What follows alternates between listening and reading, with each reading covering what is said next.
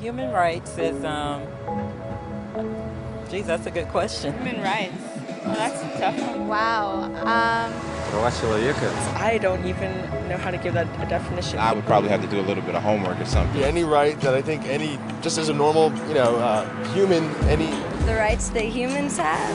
Oh, that's a very large debate. Menneskerettigheder kan betyde mange ting. Tú le puedes preguntar a 20 personas y te van a dar 20 diferentes opiniones. Non saprei, è una domanda complicatissima. Difficilissimo.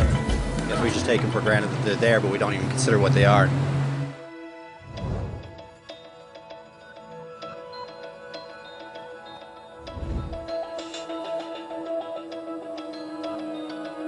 Los derechos humanos son los derechos que tienes simplemente por ser humano. Es la forma en que instintivamente esperas que se te trate y el trato que mereces como persona, como el derecho a vivir en libertad, hablar con franqueza y ser tratado con igualdad. Hay muchos tipos de derechos. La mayoría tienen que ver con cierto grupo. Pero los derechos humanos son los únicos que le corresponden absolutamente a todo el mundo en todas partes. Eso significa niños, gente mayor, pobres, jugadores de básquet, basureros, cantantes de rap, maestros, africanos, indios, albanos, cristianos, musulmanes, cabalistas, ateos, tu madre, tu padre, el vecino y tú. Todos tienen los mismos derechos humanos exactos. En otras palabras, son universales. Pero la cuestión sigue en pie. ¿Qué son? Name the human rights? What the human rights are? The right to live. Equality between all peoples. Right to religion, the right to... Is there supposed to be a list somewhere I should be aware of? De acuerdo con las Naciones Unidas, hay un total de 30 derechos humanos, que generalmente se agrupan y se llaman simplemente derechos humanos. Se enumeran en la Declaración Universal de los Derechos Humanos, que es el documento sobre el tema más aceptado en el mundo. Pero llevó mucho tiempo para que llegaran. Al principio no había derechos humanos. Si estabas con la gente adecuada, estabas a salvo. Si no, no lo estabas. Pero entonces Ciro el Grande decidió cambiar todo eso. Tras conquistar Babilonia, hizo algo completamente revolucionario. Anunció que todos los esclavos podían irse en libertad. También dijo que la gente era libre de elegir su religión, sin importar de qué grupo fueran parte. Documentaron sus palabras en una tablilla de arcilla, conocida como el cilindro de Ciro, y así sin más nacieron los derechos humanos. La idea se extendió rápidamente, hasta Grecia, la India y al final hasta Roma. Se dieron cuenta de que la gente seguía de forma natural ciertas leyes, incluso aunque no se les dijera que las siguieran. Llamaron a esto derecho natural, pero siguió siendo pisoteado por quienes se encontraban en el poder. No fue hasta 1000 años más tarde en Inglaterra donde finalmente hicieron que el rey estuviera de acuerdo en que nadie podía invalidar los derechos de la gente, ni siquiera un rey. Los derechos de la gente fueron finalmente reconocidos y estaban ahora a salvo de los que estaban en el poder. Hasta cierto punto. Todavía hizo falta que un grupo de rebeldes británicos declarara su independencia antes de que el rey entendiera que todos los hombres han sido creados iguales.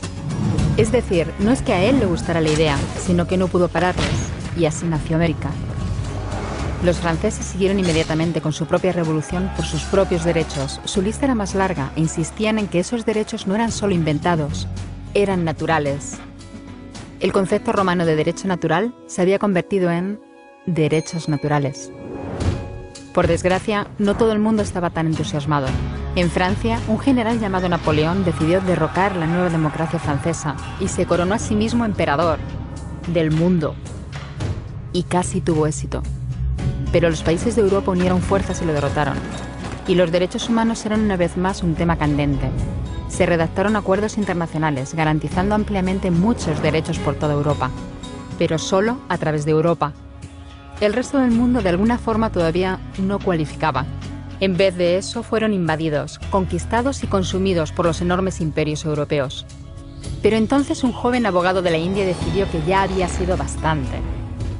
Se llamaba Mahatma Gandhi y frente a la violencia insistió en que toda la gente en la tierra tenía derechos, no solo en Europa. Al final, hasta los europeos empezaron a estar de acuerdo. Pero no iba a ser tan fácil. Habían estallado 2 guerras mundiales. Hitler exterminó a la mitad de la población judía de la Tierra en los horrorosos campos de muerte nazi. En total, 90 millones de personas habían muerto. Nunca los derechos humanos habían estado tan horriblemente cerca de la extinción. y nunca había estado el mundo tan desesperado por un cambio. De forma que los países de la Tierra hicieron causa común y formaron las Naciones Unidas. Su propósito básico era reafirmar la fe en los derechos humanos fundamentales, en la dignidad y el valor de la persona humana. ¿Pero qué eran los derechos humanos? ¿Eran las proclamaciones de Ciro? ¿El derecho natural de Roma? ¿Las declaraciones de Francia? Todo el mundo parecía tener una idea ligeramente distinta de lo que deberían ser los derechos humanos.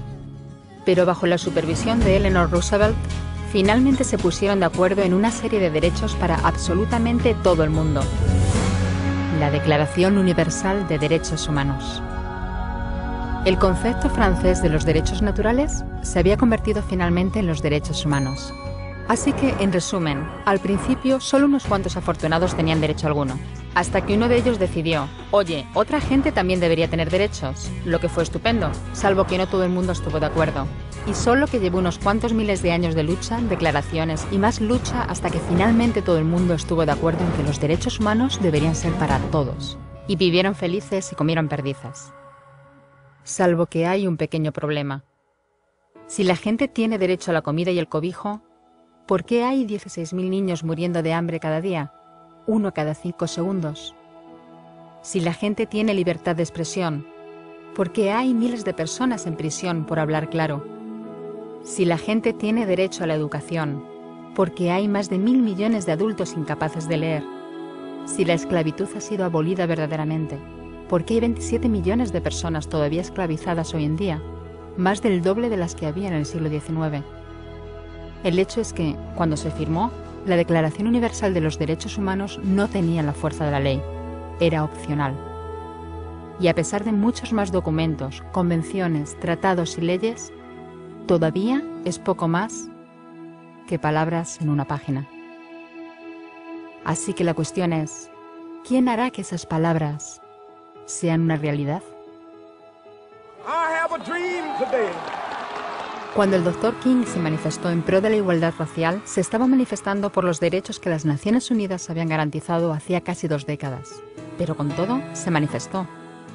Cuando Nelson Mandela defendió la justicia social en la década de 1990, su país ya había estado de acuerdo en abolir esa discriminación desde hacía ya casi 40 años. Pero con todo, él luchó. Los que luchan hoy en día contra la tortura, la pobreza y la discriminación no son gigantes o superhéroes. Son gente, niños, madres, padres, maestros, individuos librepensadores que se niegan a quedarse callados, quienes se dan cuenta de que los derechos humanos no son una lección de historia, no son palabras en una página, no son discursos, ni anuncios, ni campañas de relaciones públicas. Son las elecciones que hacemos cada día como seres humanos. Son la responsabilidad que todos compartimos, de respetarnos mutuamente, ayudarnos y proteger a los necesitados. Como Eleanor Roosevelt dijo, ¿dónde empiezan después de todo los derechos humanos universales? En pequeños lugares cerca de casa, tan cerca y tan pequeños que no pueden verse en los mapas del mundo.